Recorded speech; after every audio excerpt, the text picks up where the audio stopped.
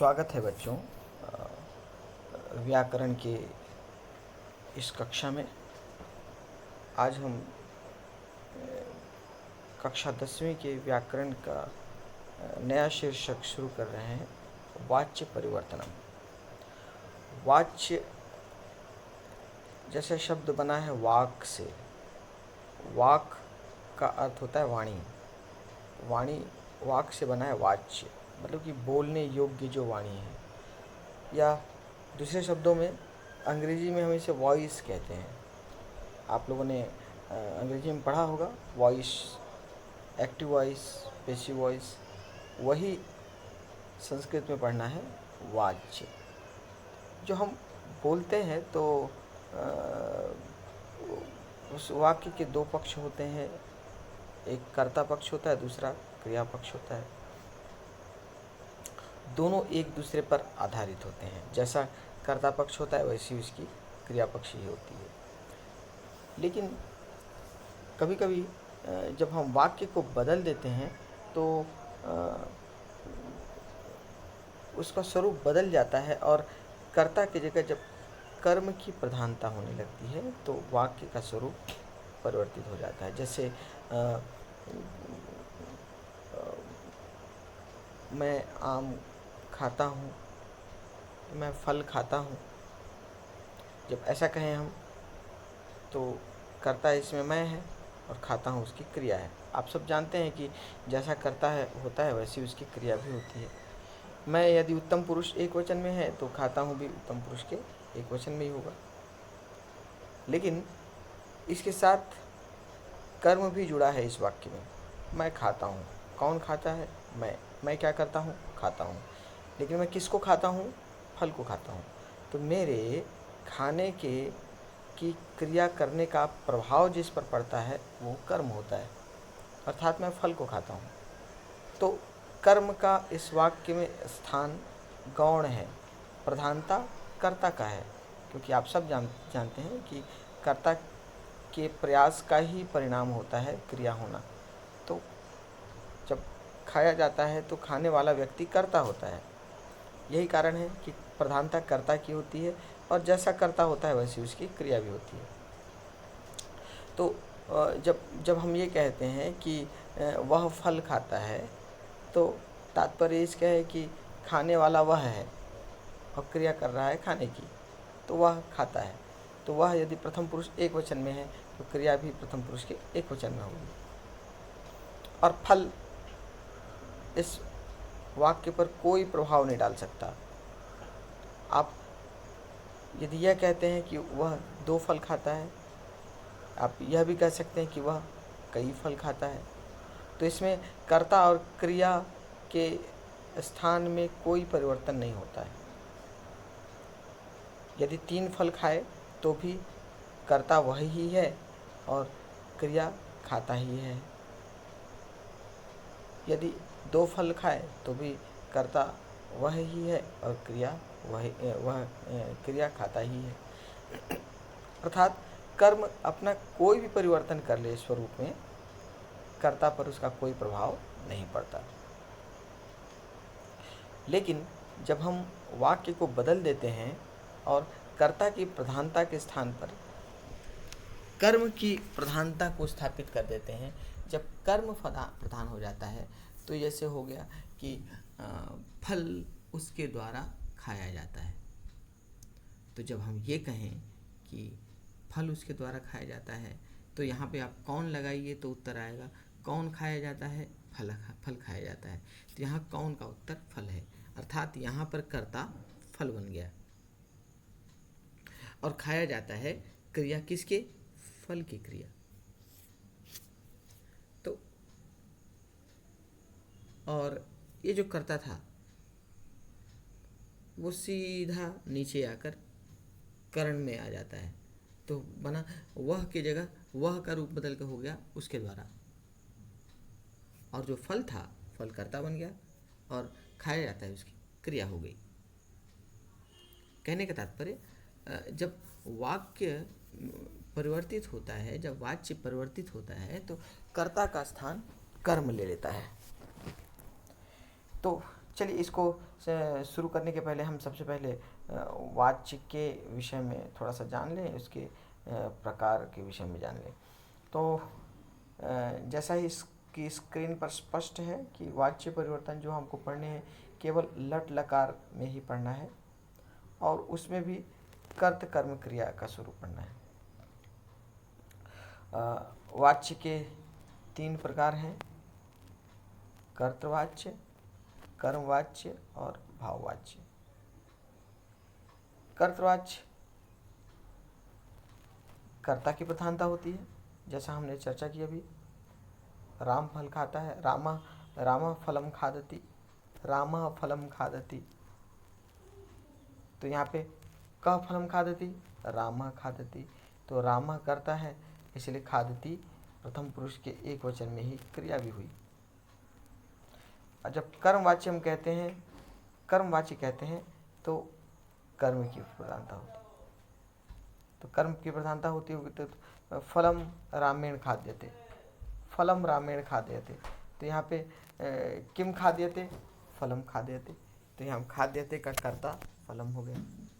तो जब कर्म होता है तो कर्मवाच्य में इसका प्रयोग होता है।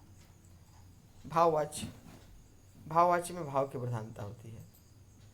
मुझसे चला नहीं जाता तो मया न चल जाते, मुझसे चला नहीं जाता, भाव की प्रधानता है। तो करने का जो भाव है वो। तो कर्तवाच्य में कर्ता के अनुसार क्रिया का पुरुष, वचन, लिंग और विभक्ति होती है।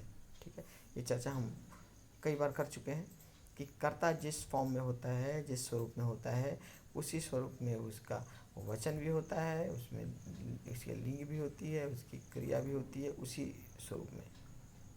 तो कर्ता को ही फॉलो करते हैं सब।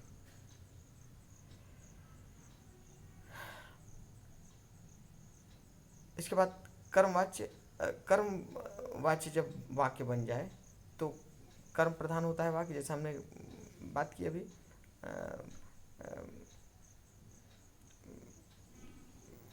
मेरे द्वारा फल खाया जाता है, फलम मया खाद्यते। तो फलम कौन, फलम क्या किया जाता है, खाद्यते। तो फलम खाद्यते, तो फलम के अनुसार ही खाद्यते हुआ। मतलब कि फलम जो कर्म था वो कर्ता बन गया और उसके समान ही क्रिया भी परिवर्तित हो गई। पहले खाद्यती था कर्तवाच्य में, यहाँ खाद्यते हो गया। तो कर्म के अनुसार ही क्रिया का पुरुष, लिंग, विभक्ति तथा वचन होते हैं। अब भाववाच्य तो भाव प्रधान है। क्रिया सदा नपुंसकलिंग एक वचन और प्रथम पुरुष एक वचन में ही होती है। ठीक, मेरे द्वारा चला जाता है, हम सब के द्वारा चला जाता है। तो अस्मा भी न चल जाते, हम लोग के द्वारा नहीं चल, हम सब के द्वारा नहीं चला जाता, हमेशा एक वचन में इसका प्रयोग होता है। खैर भाववाच्य हमें फिलहाल नहीं पढ़ना है, केवल कर्तवाच्य, कर्मवाच्य का उनके परस्पर क्रिया के संबंध को पढ़ना है। तो आइए सबसे पहले समझ लें कि वाच्य परिवर्तन होता कैसे है। तो यहाँ एक चार्ट दिया हुआ है जहाँ जिससे आपको इसकी अवधारणा स्पष्ट हो जाएगी। जब वाच्य में परिवर्तन होता है तो उसमें 3 कारक होते हैं, कर्ता, कर्म और क्रिया। कर्तवाच्य में कर्ता प्रथमा विभक्ति में होती है, ये आप सबको मालूम है। कौन का जो उत्तर होता है, कौन का उत्तर हमेशा कर्ता में ही होता है। ठीक है, और जो कर्म है, कर्ता मतलब प्रथमा विभक्ति, सबको पता है। कर्ता मतलब क्या है, कर्ता प्रथमा विभक्ति। कर्ता ने कर्म, कर्ता ने प्रथमा, कर्म को द्वितीय, करण से तृतीया, इस प्रकार आप लोगों ने कारक पढ़ा है। तो कर्तवाच्य में कर्ता प्रथमा विभक्ति में होगी, कर्म द्वितीय विभक्ति में है, ये भी स्पष्ट है सबको। कर्ता ने कर्म को, तो कर्म द्वितीय विभक्ति में। और जो क्रिया होगी वो परस्मै पद में प्रयोग की जाती है, खादति, चलति, हसति, वदति, नमति। ठीक है, लेकिन जो क्रिया होगी वो कर्ता के अनुसार होगी। कर्ता यदि एक वचन है तो क्रिया भी, जैसे रामः फलम खादति, एक वचन होगा रामः खादति। यदि रामा हो जाता है तो खादता हो जाएगा, रामा होगा तो खादंती होगा। तो कर्ता यदि एक वचन में तो क्रिया भी एक वचन में होगी। तो कर्ता के अनुसार लिंग, पुरुष, विभक्ति और वचन, ये सब कर्ता के अनुसार होगा। वचन एक वचन है तो क्रिया भी एक वचन में होगी। तो एक उदाहरण है, सह पाठम पठति। सह पाठम पठति, यहाँ पे हम देख रहे हैं कर्ता क्या है, सह। सह तौते प्रथम विभक्ति होती है, सह कर्ता। तो सह कर्ता एक वचन में है, इसीलिए पठति भी कर्ता के एक वचन में होगा। तो सह के अनुसार पठति हुआ। यदि तौ होता तो पठता हो जाता, ते होता तो पठंती हो जाता।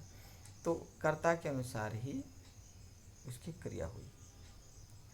आगे, अब जब हम कर्मवाच्य बनाते हैं तो कर्मवाच्य में उसकी भक्ति तृतीया होती है।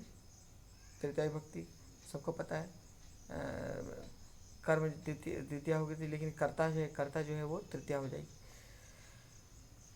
कर्तृवाच्य में कर्म द्वितीय स्थान पे होता है, अभी हमने पढ़ा द्वितीय के स्थान पे होता है, क्योंकि कर्म द्वितीय ही है।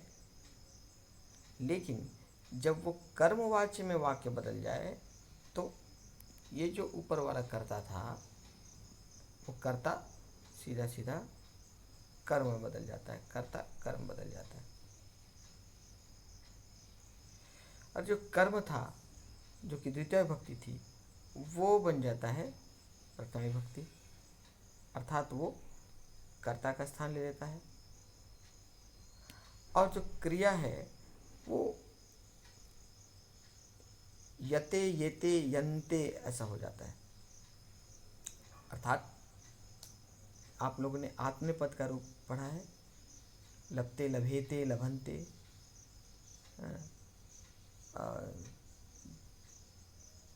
सेवते सेवेते सेवन्ते, वंदते वंदेते वंदन्ते। उसी स्वरूप में क्रिया हो जाती है, लेकिन बीच में यह लग जाता है। तो यदि पठ है, कर्तवाच्य में जो पठती था वो यहाँ पे आके आत्मपद में आ जाएगा। तो आत्मपद में होगा पठते होगा, लेकिन बीच में यह लग के हो जाता है पठ्यते। तो तेन पाठ पठ्यते। तो आत्मनेपद में क्रिया, आत्मनेपद में क्रिया हो जाती है और उसी के अनुसार कर्ता का लिंग, वचन और पुरुष होता है। जैसे पाठ है, यहाँ पाठम था कर्तवाच्य में, लेकिन यहाँ के पाठा हो गया। तो पाठा चूंकि एक वचन में है, इसीलिए पठ्यते हो गया। तो पाठा पठ्यते। कर्तवाच्य में हम लोग सह के अनुसार पठती हुआ, लेकिन यहाँ पे पाठा के अनुसार पठ्यते हुआ। क्यों? क्योंकि जो सह था, सह तो अब करण बन गया, और जो कर्म था वो कर्ता बन गया, अर्थात पाठा कर्ता बन गया। तो पाठा के अनुसार ही क्रिया का भी प्रयोग होगा। तो तेन पाठा पठ्यते। अब इन दोनों वाक्यों को यदि आप ध्यान से देखें तो पूरी तरह वाच्य स्पष्ट हो जाएगा। फिलहाल हम भाववाच्य की चर्चा नहीं करेंगे, क्योंकि भाववाच्य आपके सिलेबस में नहीं है, और केवल इन दोनों का हम तुलना करते हैं। वाक्य था कर्तवाच्य में सह पाठम पठति। सह कह पाठम पठति, सह सह किम करोति पठति। तो सह के अनुसार ही पठति हुआ क्रिया। तो कर्तवाच्य में कर्ता के अनुसार उसकी क्रिया होती है। तो सह किम पठति, वह क्या पढ़ रहा है, पाठम पठति। ठीक है, तो सह पठति कर्ता और उसकी क्रिया हो गई, और पाठम उसका कर्म था। लेकिन जब ये वाक्य बदला, जो वह पाठ पढ़ता है ये बन गया उसके द्वारा पाठ पढ़ा जाता है, उसके द्वारा पाठ पढ़ा जाता है। तो जो वह था वो हो गया उसके द्वारा। तो वह क्या, उसके द्वारा मतलब तृतीया विभक्ति, मतलब कर्ता करण बन गया, कर्ता करण बन गया, मतलब प्रथमा विभक्ति तृतीया विभक्ति में बदल गया। अब चूंकि ये प्रथमा का एक वचन में है तो ये हो जाएगा, उसको स्वरूप बदल के तृतीया के एक वचन में। आप लोग जानते हैं तत्करूप सह तौते तम तौतान तेन ताभ्याम तई है, अर्थात सह जो प्रथमा का एक वचन था वो यहाँ आकर करण का एक वचन तेन हो गया, कर्ता का स्वरूप बदल गया, सह तेन हो गया। अच्छा, अब जब सह जो था, जब कर्ता जब करण बन गया, तृतीया विभक्ति हो गई, तो कर्ता कौन है? क्योंकि कर्ता के बिना वाक्य कैसे होगा? तो जो कर्म था वो कर्म अब यहाँ आके कर्ता का स्थान ले लिया। तो कर्म क्या था?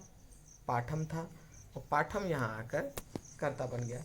तो पाठम का कर्ता क्या है? पाठ है। पाठा पाठो पाठा पाठम पाठो पाठान। चूँकि पाठम कर्म के एक वचन में है, यही यहाँ क्या आके बन गया?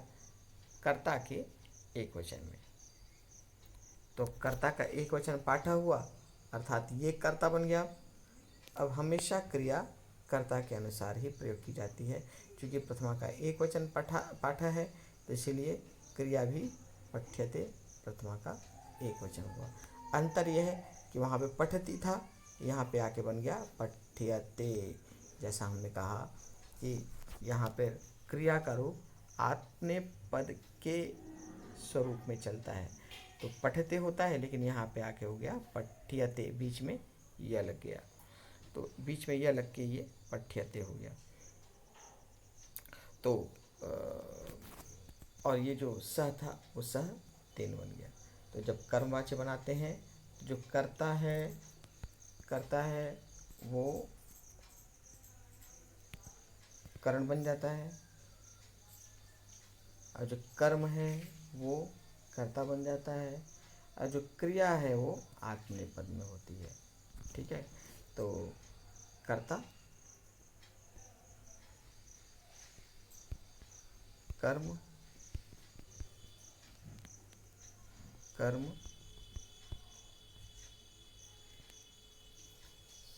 सॉरी, कर्ता करण, कर्ता करण,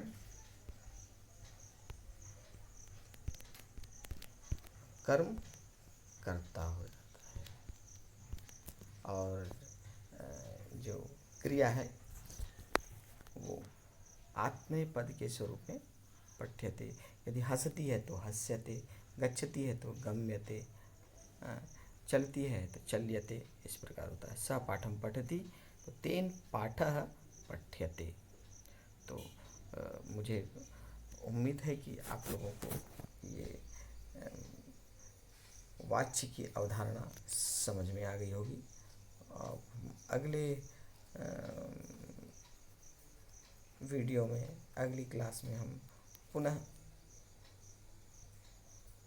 इसके स्वरूप को आगे बढ़ाएंगे और उन क्रियाओं के विषय में जानेंगे, उन धातुओं के विषय में जानेंगे जिसका स्वरूप बदल जाता है, और किस प्रकार किस धातु का क्या स्वरूप होता है, ये हम अगले वीडियो में जानेंगे। ठीक, तो तब तक मिलते हैं अगले वीडियो में।